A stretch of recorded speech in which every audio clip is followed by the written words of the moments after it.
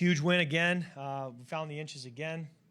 It was another team win. When you look at how close that game was and you see the plays made by our defense, the turnovers they created, the blocked punt by our special teams unit, the 60-plus yard field goal, you see how it really takes all three phases making plays for us to be able to win, and wouldn't have it any other way. On the offensive side, obviously Justin broke a big record. Anytime you're breaking a record that is held by a guy named Randy Moss, you're doing something special. And great to break it in that 16-game window as opposed to 17.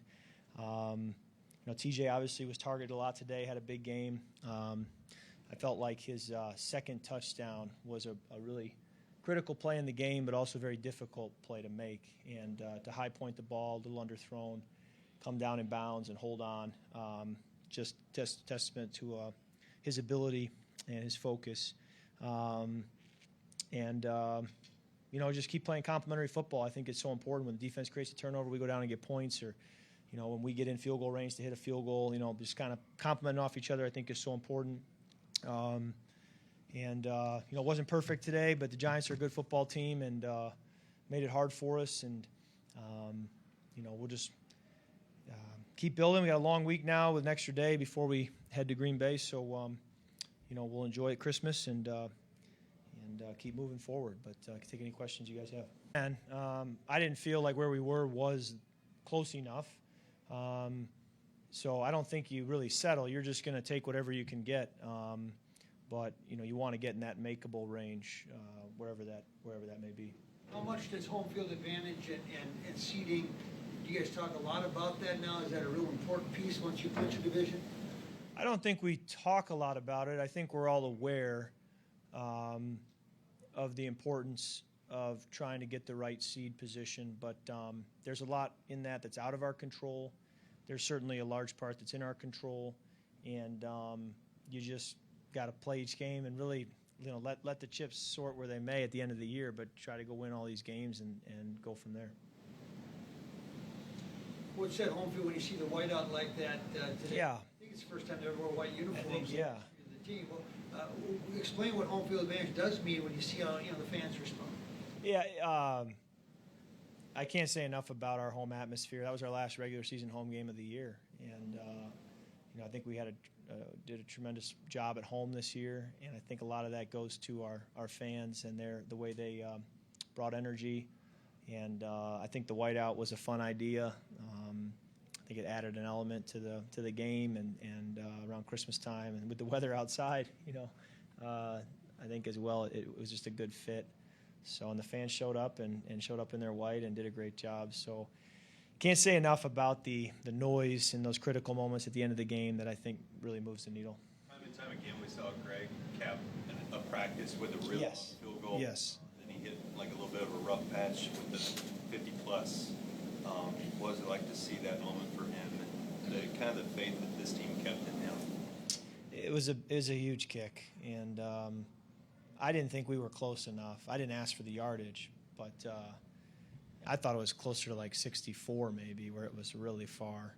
And when he hit it, it just looked so good. It was straight. It looked long enough from where we were standing, and you never know, but it felt good right away. And he did, just like you said, Craig, he did in training camp and multiple practices with a kick like that. And it was so great to see it, from August show up here in late December. If the season ended today, would this be the most incredible season or unique season that you've ever experienced in football in your life? It's a great question. When you talk about playing at this level, where the stakes are much higher and the grind is much more, and the margin for error is so small, and then when you think about the challenge that it is to win in this league. I mean, I've started now. This is my 8th year starting.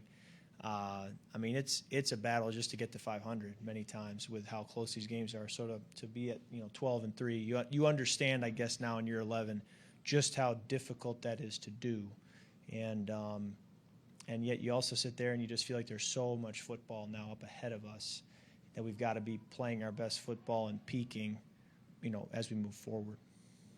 Kirk, what allowed TJ to have such a big day, and then what'd you see on the second touchdown there? TJ, first of all, is a great football player. You know, I mean, he caught a ball on a third down where I threw the ball too high, and he got drilled and held on. So there's a toughness there. He's got a good savvy, good feel for the game. On that second touchdown, you know, we got the look we wanted and felt like I just needed to hold the safety for a second and then put the ball out there to him, and then he did the rest. You know, a couple times he's kind of the backside of the concept, and they defended it well and kind of was able to kick backside and get the ball to him. But he's got great movement skills, great hands, and he's a smart football player. And then I think our coaches, you know, have done a great job of the scheme to make sure that he's able to, you know, put his skills to use. Kirk, on the screen at the end there, what made you, Coach O'Connell said you audible to that. Yeah. What made you decide that was the moment to do it, and then what's the clock situation like there when you're trying to run it, a longer developing play, and get enough yards and get down to clock it? Yeah, the defense, Coach Martindale's defense really dictated a lot all game long because of the way that they play. So you're just trying to be aware of, you know, what they're presenting to you and then get to plays that have a good answer. And that was kind of the battle all game long, was they were going to win some, we were going to win some, but you know, he certainly makes you prepare hard and have a plan with the way they play on defense. When they blitzed and it was down your left, you made the connection to JJ. On the final drive there? Yeah. I mean, is that just a byproduct of the connection you have where you can just make that throw and make that catch under that kind of? Yeah, I got hit as I threw it, so I didn't even get to see, you know, it probably wasn't the most accurate throw, but you're throwing it so early that you're just kind of trying to put it out there guessing. Really, that was the touchdown as well, was I'm throwing that, guessing where to put it and just hoping. I'm basically getting my cue off the crowd. You know, if the crowd cheers, then it must have been good. That was the case again on that one. Just got to a max protection and just wanted to give Justin a chance there, but it's tough to have the time with the way they pressure. All those third down throws to Jefferson. I mean, what more can you sort of say about his ability to break open that? Yeah, honestly, I mean, there's many that were impressive. The one that's jumping out to me was we rolled out to our right and threw one in the flat to him versus man coverage, and he was like 2 to 3 yards short of the sticks, and he only had a yard or two from the sideline. And his ability to get north and toe tap and get the first down, very subtle, but I can't tell you how many guys would just run out of bounds there, and we'd be kicking a field goal or punting. So I remember just to myself when he did it thinking, like, that's a pretty good play right there to toe tap and get up and out before they could get him out of bounds. And it's a subtle thing, but it's one of the many ways he shows up. And then just the continued catches in traffic, you know, he did, I think, on the touchdown. There's just a lot of people there, and just his ability to hold on and finish, it's elite. And, you know, we probably owed him a few more. There were a few more plays out there for him, the short yardage in the first half where I didn't, you know, throw it well enough to him. And that's a big play for him there if we can connect. And then there was, in the 2 minute at the end of the half, I felt there was a route there that I could have worked him as well that I didn't. So glad we got to finish with a couple big completions there to him. Kirk, second touchdown to TJ. Did you think, okay, he's open, I have him, or is it more of a what the heck throw?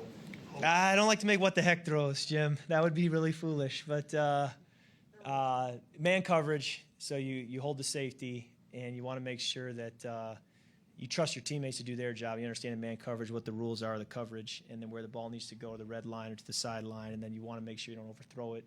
So I want to give him a chance, and you know, his height, you know, if it's underthrown, he can still go make the play, and he did. The key was that he stayed in bounds and held on as he came to the ground. Big time play by him, and you know, it was a great call by Kevin because we got the coverage look we wanted, which then enables us to run that. Kirk, sorry if you've addressed this, but with this home crowd and everything, describe the level of importance of getting the number 2 seed in the NFC. Well, I think there's still a lot of football to be played. So just like going into this game, coming out of this game, you know, we got to go get it. But I think it's helpful if we can, you know, be at home. I remember in the 2019 season, so the 2020 playoffs, you know, going on the road to New Orleans, going on the road to San Francisco, and coming away from that saying, the more games you can play at home, the better in the playoffs. And so we got to do our part to make that happen. Kirk, it seems that every player in the locker room just now was saying it's more than football. I mean, they love the win, they're happy to celebrate, but it's always like it's more than football. It's about the guys in the locker room. Yeah. As at any point in your career, whether it's coming from the kicker, whether it's coming from yourself, what does it mean at this point in the season? So we've had a good core nucleus of guys in this team for a few years now, and as I was in August looking at the season, you realize that your group is only together for so long, and then in the NFL stands for not for long, and people move on, and so I kind of felt that that this is a bit of it's a special group, and there's a time sensitivity here where we got to do it now, and so I do feel really strongly about the group we have. I've said it when we were 500. We have a great locker room. We have great camaraderie. I don't think anybody really cares when you're not winning, but we had a great group, and we have a great group, and it's just been grateful that we've been finding the inches this year, and that's been able to show through the chemistry we have. All right, thank you.